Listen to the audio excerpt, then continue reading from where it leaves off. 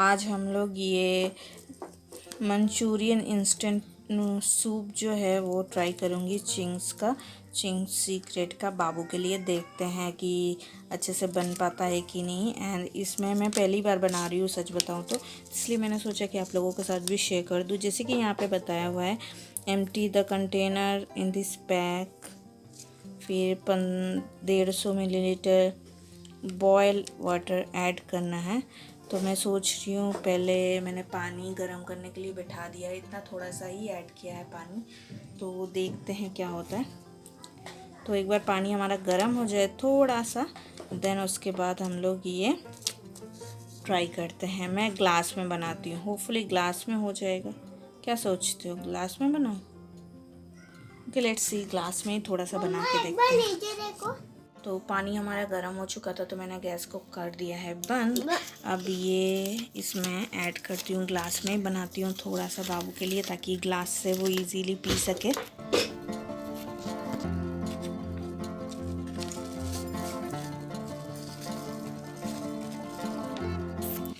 देखिए ओटा किया थे,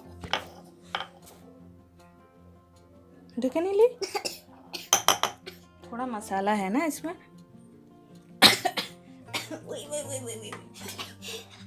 सॉर गरम सॉर। तो हुलिया को प्लीज़ मेरा इग्नोर कीजिए, क्योंकि काम कर रही थी सुबह से। तो मैं सोच रही हूँ कि मेरे लिए भी थोड़ा सा बना लूँ, क्योंकि थोड़ा सा ही मतलब ये जो पैक है ना इसका, इसमें 1 फुल ग्लास ऑफ बन जाता है। तो बाबू का आधा ग्लास बनाया है मैंने, एंड मैं अपने लिए आधा ग्लास बनाती हूँ। टेस्टी बहुत ज़्यादा है गाइस।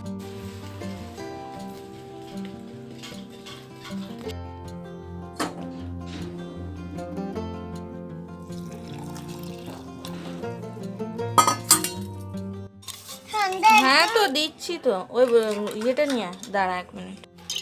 तो यहाँ पे हमारा 2 कप ऑफ इंस्टेंट सूप बन चुका है।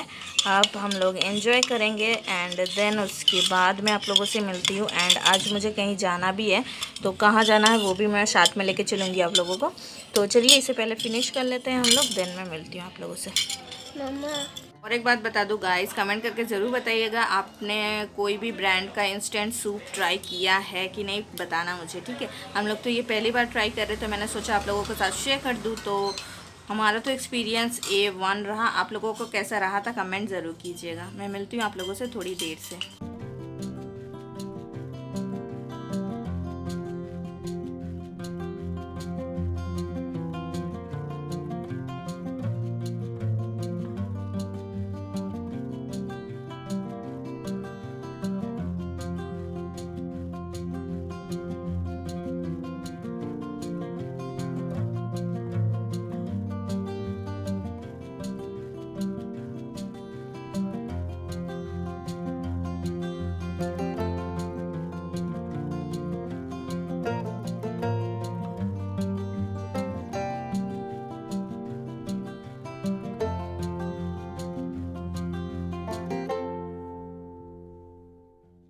तो देखा ही आप लोगों ने कि मैं गई थी स्कूल बाबू के। हाँ, तो मैं गई थी स्कूल एंड कुछ काम था, कुछ पेपर वर्क्स थे, बिकॉज बहुत ज़्यादा इशू बढ़ गया है बिकॉज ऑफ कोविड हमारे यहाँ पढ़ाई के टॉपिक पे।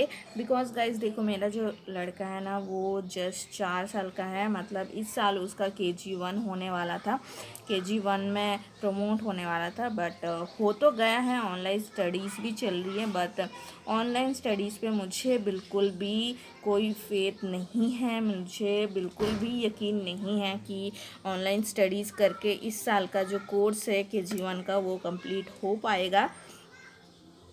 तो इसीलिए मैं रिटन एप्लीकेशन देने गई थी स्कूल में कि इस साल हम लोग बाबू को बैठा देते हैं एंड नेक्स्ट ईयर फिर से KG1 में एडमिशन डाल के मैं कंटिन्यू करूँगी उसकी पढ़ाई, क्योंकि इस साल हमें फोकट का फीस भी देना पड़ेगा। एंड मेरा जो बच्चा है ना, मेन रीज़न ये नहीं बोल रही हूँ मैं कि ऑनलाइन में पढ़ाई बिल्कुल नहीं होती है, लेकिन जो बच्चे बहुत मैच्योर्ड है, समझ सकते हैं, यूज़ समझ सकते हैं पढ़ाई का वो, लेकिन बाबू तो अभी तो बहुत छोटा है ना, उसको हम जैसे पढ़ाएंगे, हम जैसे समझाएंगे वो ऐसा समझेगा। तो फ़ोन से पढ़ाई वो बच्चे नहीं समझते हैं अभी, तो फ़ोन मतलब गेम कार्टून यही सब होता है ना, तो उनको पढ़ाई बिल्कुल समझ में नहीं आती है। एंड मैं चाहती हूँ कि बाबू का जो बेस स्ट्रक्चर है ना, मतलब जो बेस अगर अच्छा होता है ना हर बच्चे का, तो वो ऊपर जाके अगर पढ़े या ना पढ़े बहुत इजीली स्मूथली उनका जो पढ़ाई है ना वो बढ़ते रहता है। नहीं तो बेस अगर अच्छा नहीं होता है ना, तो कोई बच्चा जितना भी ऊपर जाके मेहनत कर ले कुछ भी नहीं मिलता है, मुझे ऐसा फील होता है।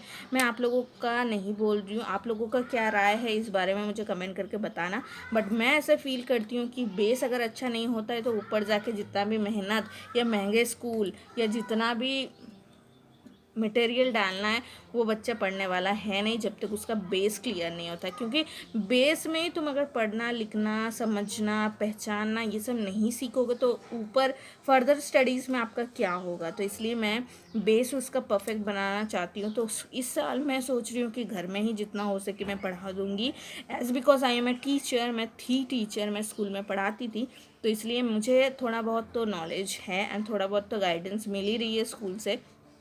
तो इन टोटल कोप अप करके जितना हो सके इस साल पढ़ लेगा, बट नेक्स्ट ईयर से उसको KG1 में ही रीएडमिशन करवाऊंगी। इस चक्कर में मैं आज गई थी स्कूल एंड एप्लीकेशन दे के आई हूँ, बट थोड़ा और इशू हो गया है क्योंकि उनको TC चाहिए है रीएडमिशन करवाने के लिए नेक्स्ट ईयर।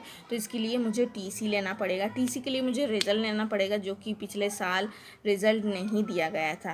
हाँ मतलब इस साल रिज़ल्ट नहीं दिया गया था नर्सरी का। तो नर्सरी के मतलब नर्सरी के 2 एग्ज़ाम बाकी थे, उसके पहले ही कोविड लॉकडाउन आ गया था, तो इसलिए एग्ज़ाम भी नहीं हुआ, साथ ही साथ रिज़ल्ट भी अभी तक मिला नहीं है। तो इसीलिए रिज़ल्ट भी लेना है, साथ ही साथ TC भी लेना है, तो उसके लिए शायद कल परसों फिर से जाना पड़ेगा। बट आज के लिए फ़िलहाल आज का काम स्कूल का कंप्लीट हो चुका है। ऑलमोस्ट हमें 1 आवर लग गए स्कूल में। स्कूल बहुत पास है हमारे घर से, आप लोगों ने पहले ब्लॉग्स में देखा ही होगा। जब मैं बाबू को स्कूल में लेके जाती थी तो बहुत जल्दी हम लोग पहुँच जाते थे। तो बहुत पास में ही है, बहुत दूर भी नहीं है, तो इसलिए हम लोग जल्दी आ गए and we are now tired. एंड आप लोगों ने देखा कि हमारे ऊपर की जो लड़की है ना उसके साथ में गई थी, तो हम दोनों वॉकिंग गए एंड आ गए। तो अभी थोड़ा सा रेस्ट करूँगी, ड्रेस चेंज करूँगी क्योंकि गर्मी बहुत ज़्यादा हो रही है एंड पसीना बहुत ज़्यादा हुआ है। तो देखती हूँ, मिलती हूँ आप लोगों को थोड़ी देर बाद, फिर हम लोग मिलेंगे फिर करते हैं ब्लॉग को कंटिन्यू। ओके, थोड़ा सा रेस्ट कर लूँ, नहीं तो बहुत ज़्यादा टायर्ड फील होगा शाम को काम करते वक्त, डिनर बनाते वक्त। तो इसीलिए गाइस बताना मुझे, मैंने जो डिसीजन लिया है अपने बच्चे के लिए वो सही है कि नहीं बताना मुझे। एज अ मदर आप लोगों को अगर ये सही लगता है तो प्लीज़ एक लाइक ज़रूर कर दीजिएगा, एंड कोई और ओपिनियन है आपका तो भी मुझे कमेंट करके ज़रूर बताइएगा। तो फिर मैं अपने फैमिली मेम्बर से अगर आपका ओपिनियन सही रहा तो डिस्कस करूँगी, देन कुछ और हमारा प्लान हो सकता है बाबू के फ्यूचर की पढ़ाई लेके। बट अभी के लिए हम लोगों ने यही डिसाइड किया हुआ है कि इस साल हम लोग पढ़ाई नहीं करवाएंगे, ऑनलाइन क्लासेस नहीं करवाएंगे। नेक्स्ट ईयर से इसी क्लास का पढ़ाई फिर से करवाएंगे with a new fresh mood. देखते हैं, फिंगर क्रॉस करके रखते हैं कितना दिन और ये सब चलता है। बहुत ज़्यादा नुकसान होता है पढ़ाई में भी, कमाई में भी, सब कुछ में। तो चलिए मिलती हूँ मैं आप लोगों से थोड़ी देर में। तो चलो दोस्तों हम लोग चलते हैं छत पे। आ जाओ दोस्तों, धीरे दोस्तों, जल्दी चलो। पानी के बच के जाना है।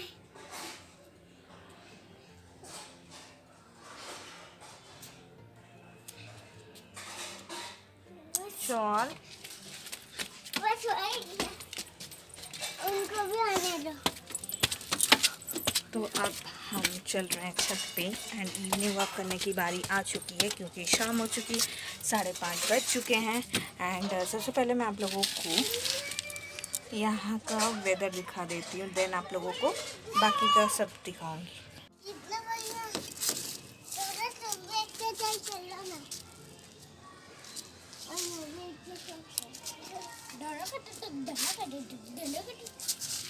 बाबू एक्सरसाइज करेगा, आप करो। 1 2 कूलर भी आ गया। 3 4। चलो आंवला जो है मैंने सुखाया था ना वो देख लेते हैं।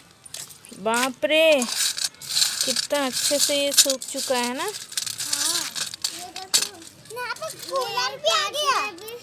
उठा देखता हूँ, ये देखो।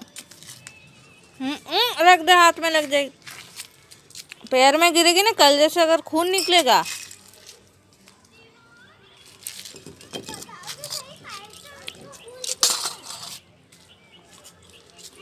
यहाँ पे कूलर भी आ गया। रुक जा मैं देखती हूँ, इसको पहले कहीं रखना पड़ेगा। तो हमारे पास का जो कंस्ट्रक्शन है वो ऑलमोस्ट डन हो चुका है। जैसे कि आप लोग देख पा रहे हो यहाँ से बहुत ज़्यादा आवाज़ आती थी, आप लोगों को ब्लॉग में तो पता चलता ही था ना बैकग्राउंड में मेरे। तो ऑलमोस्ट यहाँ का काम फिनिश हो चुका है। एंड देन उसके बाद मैं आप लोगों को वेदर दिखाती हूँ। आज के वेदर बहुत ज़्यादा सुहाना है गाइज, बहुत ज़्यादा प्यारा स्काई है हमारा यहाँ का। आज आसमान हमारा पूरा खाली है और एक भी बादल नहीं है, पूरा नीला आसमान। बस वो दिख रही पतंग। बस पतंग उड़ते हुए दिख रही है। एक से तो उड़ी। वहाँ एक उड़ रही है और यहाँ पे एक उड़ रही है। कहाँ गई? बहुत दूर है यार। दिख नहीं रहा। नहीं यहाँ पे आ जा ना। दिख रहा। नीले आसमान में एक नीला लड़का खड़ा है। नीला लड़के इधर देखो। उधर रखो। ये यहाँ पे हेलो। मोबाइल पे रख। मोबाइल का आपके मम्मा का। चलो अब नीले लड़के डांस करेगा। Come on. क्या कर रहा है नीला लड़का? मैंने कौन सा कपड़ा? ब्लैक। तूने नेवी ब्लू कपड़ा पहना है और बाबू ने ब्लू। बाबू का ज़्यादा आसमान से मेल खा रहा है ना। हाँ। मुझे ब्लू पता है। तो ये मेरी रंग बिरंगी, क्योंकि ये मेरे भाई से ना ब्लू और blue. Blue sky, blue dress and blue sky. Sky भी तीन भी। सनसेट हो रहा है, वो थोड़ा थोड़ा आप लोगों को दिख रहा होगा। लाइट बहुत ज़्यादा डिम हो चुकी है एंड हम लोग अब बैठ चुके हैं रेस्ट लेने, क्योंकि मैं बहुत ज़्यादा टायर्ड हो चुकी हूँ। बाबू भी है हमारे साथ ऊपर ही आज। एंड वो क्या बना रहा है देखो, मैं जहाँ से बैठी हुई हूँ ना वहाँ से लेके एक बड़ा सा स्नेक बना रहा है बाबू। तो देखते हैं कब तक बना पाता है। एंड हमारा कोरोना खिलौना का लेके आओ।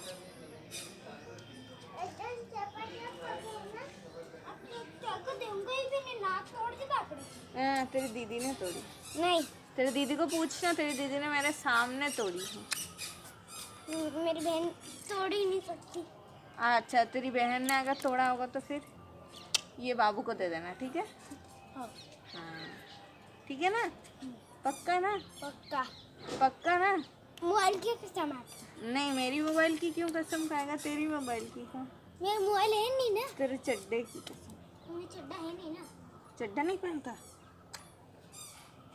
चड्डी पहनते हो? Oh my God, मेरे आँख में क्या चली गई देख तो। कोरोना वायरस चल रहा है। हेलो, इधर देख, इधर देख। कुछ भी तो नहीं। आज हम तो थोड़ी देर और बैठते हैं, देन उसके बाद हम लोग नीचे जाएंगे। एंड ये बुलबुले बना के लाया है, देखते हैं फूल पाता है कि नहीं। फूल तो रहा है बहुत ही कम, बस फूल रहा है ना। ओए इतने सारे बुलबुले, क्या हो गया? आज हमारा ये रखिए, रोड पर कोई गुब्बारे लेके जा रहा है। इवनिंग वर्क करने के बाद घर आ चुकी थी। एंड घर आने के बाद मैंने देखा मदर इन लॉ ये बैग भर के कपड़े लेके आई है। मेरे लिए नहीं, ना ही बाबू के लिए आया है। ये जो लड़की आप लोगों को दिख रही है ना जो बैठी हुई है, उसके लिए। हाँ, ये सारे कपड़े जो हैं मतलब मेरी सिस्टर इन लॉ के हैं, जो कि वो उसने डिक्लटर्ड कर दिया है। एंड फेंकने से अच्छा हम लोगों ने सोचा कि किसी ज़रूरतमंद को दे दिया जाए। And I am so sorry guys, lighting की थोड़ी प्रॉब्लम आएगी, आप एडजस्ट कर लेना, क्योंकि मेरे घर में जस्ट एक ट्यूब लाइट है, तो उसी का लाइट से मैं ब्लॉगिंग करती हूँ, तो अंधेरे में थोड़ी प्रॉब्लम हो जाती है, तो थोड़ा मैनेज कर लेना। एंड जो बात कह रही थी गाइज कि ये सारे कपड़े जो हैं ये मेरी सिस्टर इन लॉ के हैं, एंड वो बहुत ही ज़्यादा मूडी पर्सन है गाइज, तो ये सारे कपड़े बहुत महंगे हैं, फैशनेबल है, साथ ही साथ बहुत ज़्यादा मतलब यूज़ ही नहीं किया गया है। ये जो सारे कपड़े हैं ना 2 से 4 बार ही पहने गए हैं, देन उसके बाद बिल्कुल भी पहने नहीं गए हैं। तो मेरी जो चाची है मेरी, उन्होंने रख दिया था सारा। देन उसके बाद कुछ दिनों बाद जब वो मतलब अभी तो आप लोगों को पता है ना, दिवाली की साफ़ सफाई सबके घर में शुरू होगी, तो चाची के घर में भी शुरू हो चुकी होगी, इसलिए उन्होंने सारे जो एक्स्ट्रा कपड़े थे घर में जो कि पहनता नहीं है, पहना नहीं जा रहा है, तो वो सारे कपड़े मेरे चाची ने डिक्लटर्ड कर दिया मेरी सिस्टर इन लॉ को पूछ के ही। तो ये सारे बहुत ही प्यारे प्यारे कपड़े हैं, आप लोग देख पा रहे हो, बहुत ही महंगे कपड़े हैं गाइस। तो एक एक बार पहनने के बाद उसने पहना बिल्कुल नहीं था। देन घर में रख के भी क्या फ़ायदा, किसी और को दे दो, वो पहन ले, वो खुश रहे, तो ज़्यादा बेहतर होगा ना। एंड आप लोगों को तो मैंने बताया था कि ये जो फैमिली हमारे घर के ऊपर वाले सेक्शन में रहते हैं सिंगल रूम लेके, तो उसकी मम्मी बहुत ही मुश्किल से 2 बच्चों को पाल रही है गाइस, मैं सच बता रही हूँ। वो उसकी मम्मी बर्तन धोती हैं लोगों के घर में, तो हम लोग कभी भी मतलब ऐसा डिस्क्रिमिनेट नहीं करते हैं, हम लोग कभी भी उसको कुछ भी ऐसा फील नहीं कराते हैं कि वो लोग बहुत नीचे कास्ट के हैं या गरीब है, ऐसा कभी नहीं करते हम लोग। जितना हो सके, आप लोगों ने देखा ही है, मैं कहीं भी जाती हूँ तो इसको लेके भी जाती हूँ, तो मुझे बिल्कुल फ़र्क नहीं पड़ता है कौन गरीब है कौन अमीर है। दिल से अच्छा है, बिहेव मेरे साथ अच्छा कर रहा है, तो उसके साथ अच्छा ही मैं करने की कोशिश करती हूँ। तो मेरे मदर इन लॉ को भी बताया था कि इसको कपड़े अगर हो हमारे घर तो दे देना। तो हमारे घर में तो आप लोगों को पता ही है कि इसके पापा लोग 4 भाई है, तो सारे लड़के के कपड़े ही होंगे, तो इसीलिए लड़के के कपड़े तो नहीं मिले। अभी मेरी मदर इन लॉ ने साफ़ सफाई नहीं किया है तो नहीं मिले। देन उसके बाद मेरी चाची ने साफ़ सफाई शुरू कर दिया था, तो उन्होंने जितने भी कपड़े मेरी सिस्टर इन लॉ के थे वो सारे निकाल दिए। एंड ये आप देख ही पा रहे हो कि कितने अच्छे अच्छे कपड़े हैं, बिल्कुल भी फटे पुराने बिल्कुल भी नहीं है गाइज, इसलिए मैंने सोचा आप लोगों के साथ शेयर कर दूँ। ऐसा नहीं है कि हम लोग जो ख़राब हो चुका है कपड़ा वो दे रहे हैं, बहुत ही अच्छे अच्छे कपड़े दे रहे हैं जो कि यूज़ नहीं होता है, घर में रखने से भी क्या फ़ायदा, कपड़ा ही बढ़ता रहेगा, सामान जगह रखने की भी नहीं होती है। तो इसीलिए हम लोगों ने सोचा चलो दे ही देते हैं तो अच्छा होगा। एंड जो कपड़े उसके लिए बहुत ज़्यादा बड़े हो रहे थे तो उसने लिया नहीं है, क्योंकि इतना बड़ा भी कपड़ा कोई लेता है नहीं, है ना। तो मैंने बोला ही था तू देख ले, जो पसंद आएगा वही ले लेना, जो पसंद नहीं आएगा वो मत लेना। तो ये जो सारे कपड़े हैं जो मैं बैग के अंदर फिर से रिटर्न भर दे रही हूँ, तो ये सारे कपड़े वो लेने वाली है नहीं, क्योंकि वो सारे बहुत बड़े बड़े हैं। एंड जेंट्स कपड़े हैं, मतलब मेरी ब्रदर इन लॉ के भी कुछ कपड़े हैं जो कि इस लड़की के भाई को नहीं आने वाला है, क्योंकि वो उसका भाई बहुत छोटा है। एंड मेरे से ब्रदर इन लॉ बहुत बड़े हैं, मतलब 17-18 साल के हैं, तो उनके कपड़े तो नहीं आएंगे ना 7-8 साल के बच्चों को, तो इसलिए वो कपड़े नहीं लिया उसने। एंड ये सारे कपड़े उसने ले लिया। वो बहुत ज़्यादा खुश थी, वो बोल भी रही थी कि दीदी देखो, मैं सुबह से मेरा मूड बहुत ज़्यादा ख़राब था, आपने मेरा दिल खुश कर दिया इतने सारे प्यारे प्यारे कपड़े देख के।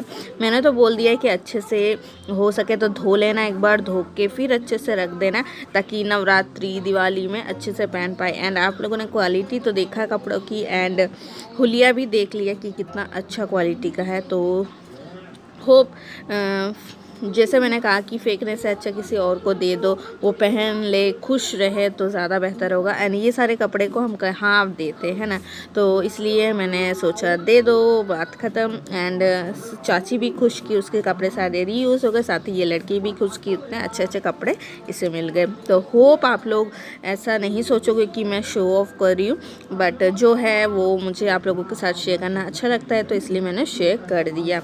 एंड देन उसके बाद मैं किचन में आ चुकी हूँ। एंड एंड डिनर बना रही हूँ। एंड कुकर में है हमारा आज खिचड़ी, सिंपल खिचड़ी बन रही है, साथ ही साथ मैं दूध भी गर्म कर रही हूँ। एंड यही होगा हमारा आज का dinner, khichdi, plain khichdi and गर्मा गर्म दूध रात को सोने से पहले। एंड आज का ब्लॉग मैं यहीं तक रख रही हूँ गाइज, ज़्यादा लंबा नहीं खींचूंगी। होप आप लोगों को अच्छा लगा, कैसा लगा कमेंट करके ज़रूर बताइएगा। एंड मिलती हूँ मैं अलग से एक अमेजिंग सा ब्लॉग में। अगर थोड़ा सा भी अच्छा लगा हो तो लाइक कर देना, शेयर कर देना अपने फ्रेंड्स एंड फैमिलीज के साथ, एंड चैनल को सब्सक्राइब जरूर कीजिएगा। मिलती हूँ मैं अलग से एक अमेजिंग ब्लॉग में।